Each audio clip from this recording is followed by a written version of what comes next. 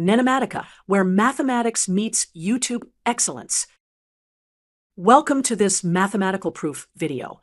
Today, we'll be proving an important inequality involving 2 points x, y, and constants alpha and beta. Let's start with our example. We have the following system of inequalities. The absolute value of x minus alpha is less than epsilon. The absolute value of y minus beta is less than epsilon prime. And the absolute value of beta is greater than epsilon prime. We need to prove the following inequality. The absolute value of the fraction x minus alpha over y minus beta is less than or equal to the fraction with the absolute value of beta times epsilon plus the absolute value of alpha times epsilon prime in the numerator, and the absolute value of beta times the quantity absolute value of beta plus epsilon prime in the denominator. Let's start our proof. First, let's express the left side of our inequality in an equivalent form. We can write the absolute value of the fraction x minus alpha over y minus beta as the absolute value of x beta minus y alpha over y beta. For our next step, we'll add and subtract alpha beta in the numerator. This will help us manipulate the expression further. So we get the absolute value of the fraction x beta minus alpha beta minus y alpha plus alpha beta over y beta. Now, we can factor this expression. We can rewrite it as the absolute value of the fraction of beta times x minus alpha times y minus beta all over y beta. Next, we'll use the triangle inequality, which states that the absolute value of a sum is less than or equal to the sum of the absolute values. This gives us the absolute value of the fraction x minus alpha over y minus beta is less than or equal to the absolute value of x minus alpha times the absolute value of beta plus the absolute value of y minus beta times the absolute value of alpha, all divided by the absolute value of y times the absolute value of beta.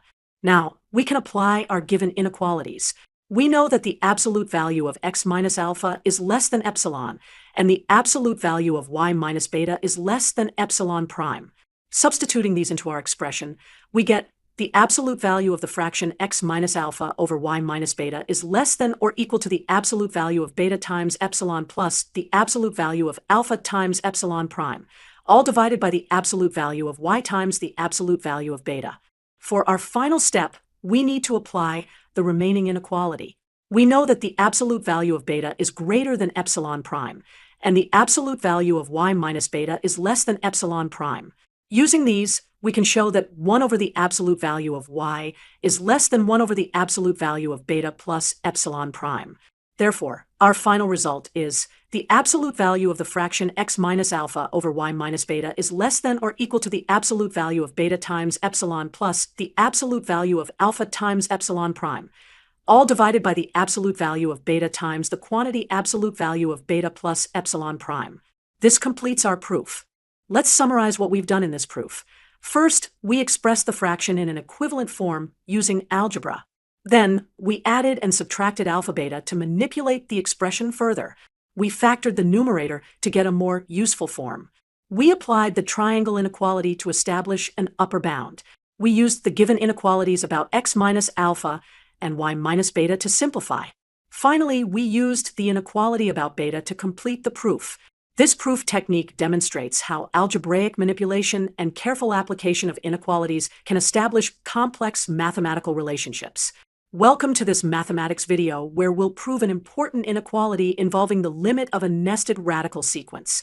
This is a fascinating problem that involves some clever estimation techniques and properties of nested radicals. Here's our example problem. Given the sequence a sub n equals the nested radical of the form root of 2 plus cube root of 3 plus fourth root of 4 plus nth root of n. We need to prove that 1.9 is less than the limit of a sub n as n approaches infinity, which is less than 2. To solve this problem, we'll use the following inequalities. First, for any k greater than 0, the kth root of k plus 1 is greater than 1. Second, for any k greater than or equal to 2, we have the kth root of k is less than the kth root of k plus 2, which is less than 2 times the kth root of k. The first inequality is quite clear and intuitive. The second one can be proven using mathematical induction, but we won't focus on that proof in this video. Let's use inequality 1 to show that the sequence of sub n is increasing. Using inequality 1 from above, we know that for any k greater than 0, the kth root of k plus 1 is greater than 1. Therefore, we can derive that a sub n is less than a sub n plus 1, meaning our sequence is increasing. Let's visualize this sequence with a diagram. As n increases, each term a sub n gets slightly larger than the previous term, approaching but never exceeding 2. Now, let's prove that the sequence is bounded above by 2. Since the sequence is increasing, it must have an upper limit that we'll call a sub-zero. Using the second inequality, we can show that a sub n is less than the square root of 2 plus cube root of 3 plus the nth root of n minus 1 plus 2. Continuing with this pattern, we can show that a sub-north is less than square root of 2 plus cube root of 5. And finally, a sub-north is less than square root of 2 plus fifth root of 5, which is less than 2. Therefore, a sub-zero, which is the limit of our sequence, must be less than 2. Now, let's prove the lower bound. Using the same inequalities, but in reverse, we can show that a sub-north is greater than square root of 2 plus cube root of 3 plus fifth root of 5. We can verify that square root of 2 plus cube root of 3 plus fifth root of 5 is greater than 1.9. Therefore, a sub-zero is greater than 1.9, which gives us our final result. 1.9 is less than a sub-zero, which is less than 2. Welcome to this mathematical proof video. Today, we're going to prove an inequality by following a step-by-step approach. Let's look at our example. Given that a squared plus b squared plus a times b plus b times c plus c times a is less than 0, we need to prove that a squared plus b squared is less than c squared. Step 1. Start with the given inequality. We begin with a squared plus b squared plus a b plus bc plus c a is less than 0. Step 2. Multiply both sides by 2. This gives us 2 times the quantity a squared plus b squared plus b plus bc plus ac is less than 0. Step 3. Add and subtract c squared within the parentheses. This gives us 2 times the quantity a squared plus b squared plus c squared minus c squared plus b plus bc plus ac is less than 0. Step 4. Rearrange the terms within the parentheses. We group a squared b squared and c squared together, then group the ab, bc, and ac terms. This gives us 2 a squared plus 2 b squared plus 2c squared plus 2 a b plus 2 bc plus 2 ac minus 2c squared is less than 0. Step 5. We can regroup the terms into 2 parts. First, we have a squared plus b squared plus c squared plus 2 a b plus 2 bc plus 2 ac, which is the expansion of the quantity a plus b plus c squared. Then we have a squared plus b squared plus c squared minus 2c squared. Step 6. We now identify the perfect square in the first parentheses as a plus b plus c squared and simplify the second parentheses to get a squared plus b squared minus c squared. Step 7. We rearrange to isolate the term a squared plus b squared minus c squared. This gives us a squared plus b squared minus c squared is less than negative a plus b plus c squared, which is also less than 0 since a square is always non-negative. Step 8. From the previous step, we have a squared plus b squared minus c squared is less than 0. Rearranging this inequality, we get a squared plus b squared is less than c squared, which is what we wanted to prove. In summary, we've proven that if a squared plus b squared plus ab plus bc plus ca is less than 0, then a squared plus b squared is less than c squared. The key steps in our proof were: first, we multiplied both sides of the original inequality by 2.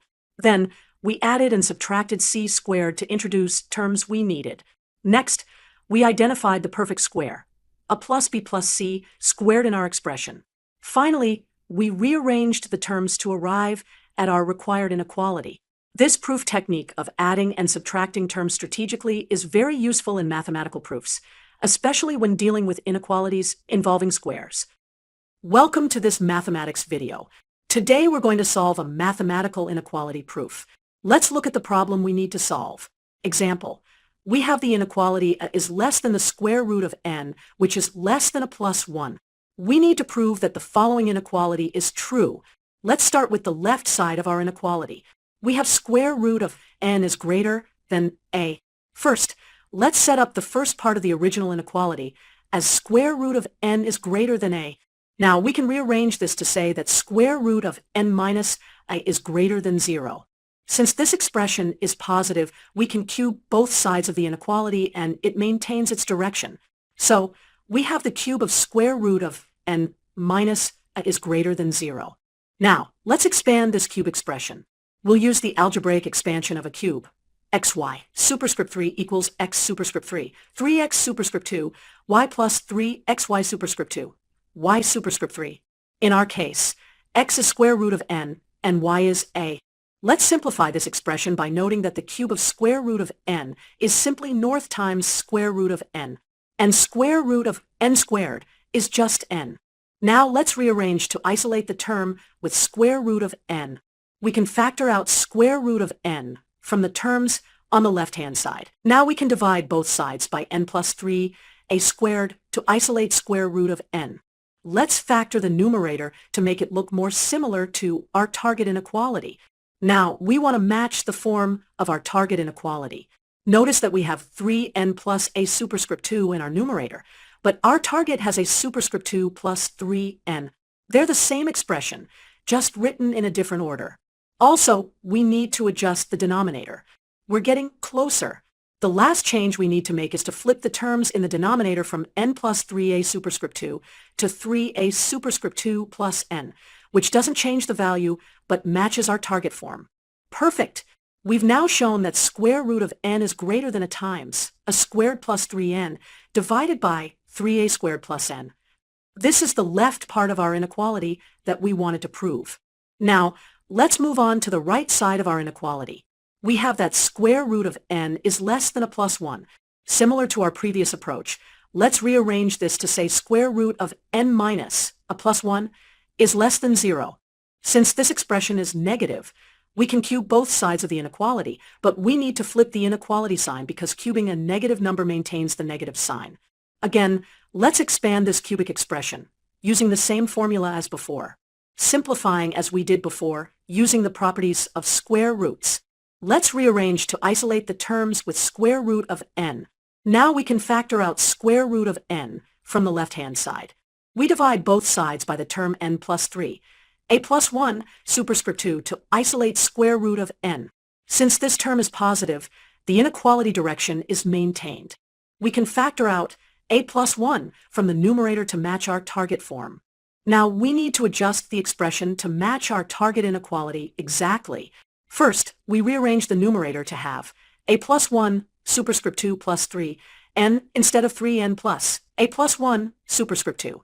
Finally, we rearrange the denominator to have 3, a plus 1 superscript 2 plus n instead of n plus 3, a plus 1 superscript 2.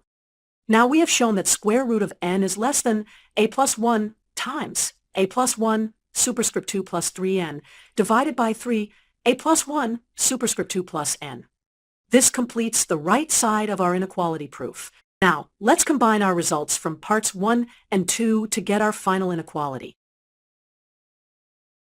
Welcome to this math video where we'll solve a step-by-step proof of an inequality. We'll follow the exact algorithm as shown in the problem and explain each step clearly. Let's begin with our example. We have the following conditions. The sum of ai from I equals 1 to n equals 1. Both ai and bi are greater than or equal to 0. The sum of bi from I equals 1 to n equals 1. We need to prove the following inequality. The sum from I equals 1 to n of ai squared over bi is greater than 1, where I ranges from 1 to n. Play button step 1. We start with a fundamental inequality. For any real numbers ai and bi, we know that the square of their difference is always greater than or equal to 0. This is because any real number squared is non-negative. So we can write ai minus bi squared is greater than or equal to 0. Play button step 2. Now we'll expand the square using the binomial formula. Remember that a minus b squared equals a squared minus 2ab plus b squared. So ai minus bi squared equals ai squared minus 2 times ai times bi plus bi squared, which is greater than or equal to 0. Play button step 3. Since bi is greater than 0 based on our conditions, we can divide both sides of the inequality by bi. When we divide, we get ai squared over bi minus 2 times ai plus bi is greater than or equal to 0. Play button step 4. Now let's rearrange the inequality to isolate the term we're interested in. We add 2ai minus bi to both sides of the inequality. This gives us ai squared over bi is greater than or equal to 2ai minus bi. Play button step 5. Now we'll apply the summation operator to both sides of the inequality from I equals 1 to n. The summation of ai squared over bi from I equals 1 to n is greater than or equal to the summation of 2ai minus bi from I equals 1 to n. Play button step 6. Let's evaluate the right-hand side of the inequality. We have the sum of 2ai minus bi. We can split this into the sum of 2ai minus the sum of bi. From our initial conditions, the sum of ai equals 1, and the sum of bi equals 1. So the right side becomes 2 times the sum of ai minus the sum of bi, which is 2 times 1 minus 1, which equals 1. Play button step 7. Now we can state our final result. We've proven that the sum of ai squared over bi from I equals 1 to n is greater than or equal to 1. In fact, looking back at our original problem, we needed to prove that this sum is strictly greater than 1. The proof is now complete. Thank you for watching. Don't forget to like, subscribe, and hit the bell icon for more math lessons. NENOMATICA, where mathematics meets YouTube excellence.